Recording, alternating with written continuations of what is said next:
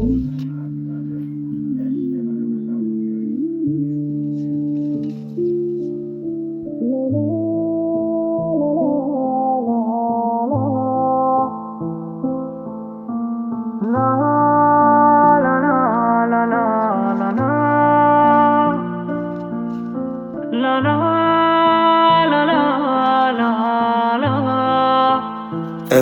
ریمیکس.